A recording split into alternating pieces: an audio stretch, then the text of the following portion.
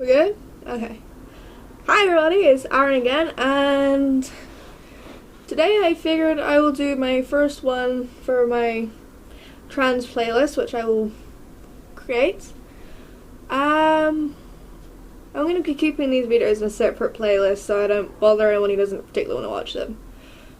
I did ask my friends on Facebook for questions or stuff to talk about in this episode, but ow! I'm being attacked by gays. How's that for irony? That looks about where it was before, right? It's fine. It's fine. Okay, so I figured just so everyone knows where I'm currently at with my transition. A couple of basics about the whole trans thing. I mean, if people want, I can do informational videos as well regarding the whole trans thing, like what it's like experiencing dysphoria, and stuff like that. I could probably make that into a really fun skit. I just have to script that out. I think I'll do that actually. Thanks guys. So I'm pre-hormones, I'm pre-surgery, I'm basically pre-everything! Yay! But I'm getting there. I'm at a gender clinic now in Daventry, which is near Northampton. And the point of the gender clinic, from what I can understand, is that they see people who are transgender, which, sorry, trying to just be in shot. So if you're transgender, it means you don't identify with the body that you have when you're born. That's not just female to males or male to females, that's also non-binary people or gender fluid people. They're all kinds of trans. And if you like, I can do a proper video describing the differences between all that at a separate time. But me personally, I'm female to male transgender, which means I was born in a feminine body, but I am not a girl. I look girly. I sound very girly right now, and honestly some of my habits and aesthetics and stuff is quite feminine, but I'm definitely a guy. And I don't look it, I'm very sorry. But that should be changing soon. I've had 2 appointments at the gender clinic so far, both of which went swimmingly. I have 1 diagnosis of gender dysphoria, which is good and bad. Good because now it means I can get the help I need, and bad because this is a very weird thing to get diagnosed for. Okay, I've got my 3rd appointment coming up soon in December, incidentally. I will probably release another vlog on that day to let everyone know how it went and stuff. Hopefully, I've been given the green light to start on hormones. For me, that's testosterone and estrogen blockers. And I'm a little bit nervous about that, but it's going to be a gel to start off with because it's a lower dose. And then, they'll find a dosage which works perfectly for me. And I'm just going to stay on that dose for the rest of my life.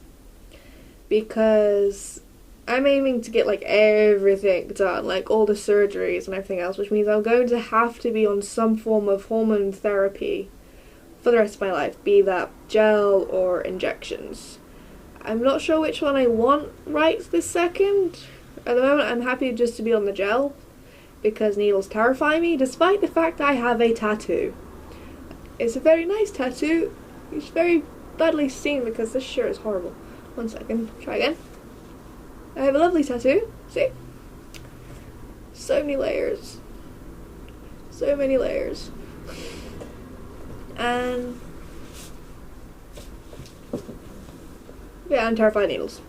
I've had my blood work taken recently, I think last week. And it was horrible, my arm bruised up like hell, and I had a kitty needle because I am that much of a wuss around needles. I told the nurse, I don't like needles. And then she was like, that's okay, I'll use the needle I use for kids. And I'm like, okay. I mean, it took a while longer because it was so much smaller, but it hurt slightly less. So apparently that is now the trick for me to get my blood taken, use a child-sized needle. Because I'm still a child inside, apparently.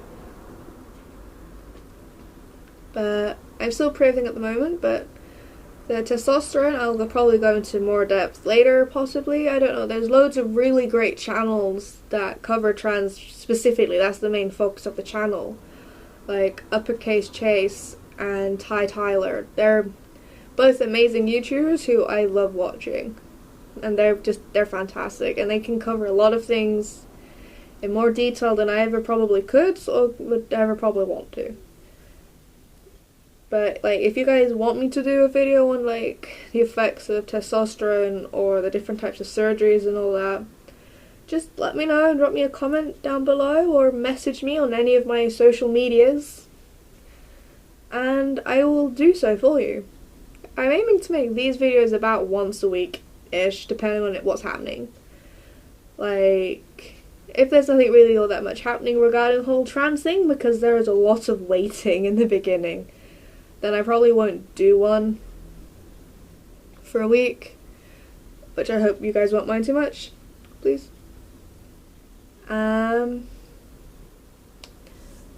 when things are busier, I may do more or less, and like I said, I'm going to do that little skit about living with dysphoria, which I might see if I can get a couple of my friends in to help me with, but it really, like, depends on what they're comfortable with and stuff like that.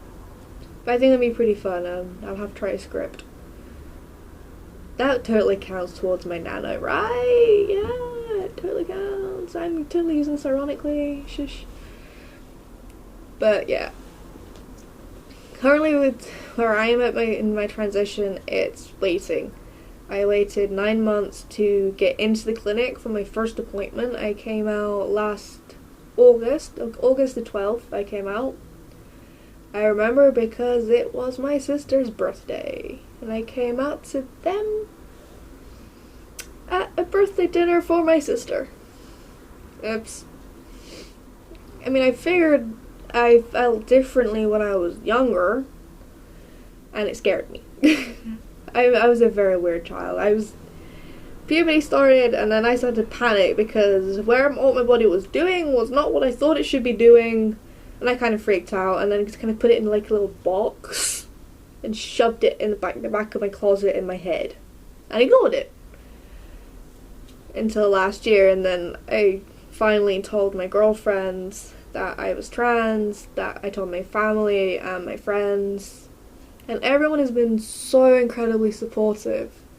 Like, it really, really helps that I've got so many supportive people around me. Because it's a really shitty thing to try and deal with, especially in the beginning when, you know, you don't pass for shit and you're getting misgendered, like, here, there, and everywhere. That you have, like, your friends that are like, it's okay, you're definitely, you know, I see you as a guy, or you look really handsome in that shirt. Which I get told in this shirt a couple of times. This shirt is amazing and I love it. I like the collar. I have a very gay aesthetic, I've noticed. Oh well. I mean, originally I actually came out as gender fluid, although I'm not sure to how many people I came out to that as. I think I may have just been my girlfriend and maybe a couple of my closer friends, but I honestly don't remember. It was last year. I don't even remember what happened last week very well half the time. I came out as gender fluid first, which is when I got my new name, Aaron. And it was actually that made me realise that I was trans, because I was happier when my girlfriend was referring to me as her boyfriend and male pronouns than when she was referring to me as her girlfriend and my dead name and female pronouns. Which is then when I told her. I mean, I came out to her a little bit before everyone else. I don't remember the dates, but in case anybody watches Pretty Little Liars, the day I came out to my girlfriend is the day we found out, had that big A reveal. But during the Summer of Love Revolutions. I don't know if I should, like, say which A it is that we found out it is, but it was the transgender one. You with me? Yeah, that was a fun thing, because, you know, I told her, and then, like, half an hour later, because for some reason she insisted on us streaming it live, so it was really late at night. And then that happened, and I'm just sitting there like, well, fuck. And then I came out to all my close friends, and then everybody else. I mean, at work, I'm known as Aaron, and it's generally 50-50 on what pronouns I get used. generally people tend to use male pronouns, like my higher uppers, but my colleagues in the office who don't work with me as closely, they still tend to call me female pronouns. Especially the lady, for some reason, that gives me my payslips. You know, it says Mr. She still refers to me by female pronouns most of the time, and I am very confused. Like, I know I have, like, a baby face from hell, like, even if I somehow manage to convince someone, if I stay silent, for example, that I'm actually masculine, like a guy, they think I'm, like, 13.